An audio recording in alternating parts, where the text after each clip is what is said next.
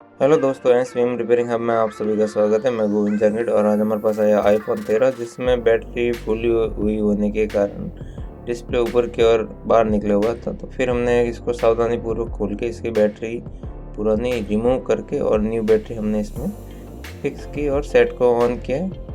और अब हम इसे चार्जिंग लगा के एक बार वेरीफाई करेंगे। 82% है और जैसे ही इसमें परसेंटेज बढ़ेगा तो फिर हम इसको असेंबल कर देंगे। और ये 84% हो गया है, तो अब हम फाइनल इसको फिटिंग कर देंगे।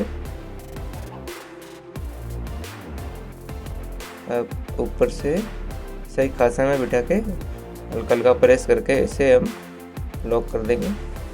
और फाइनली दो नीचे वाले स्क्रू को भी हम कस देंगे।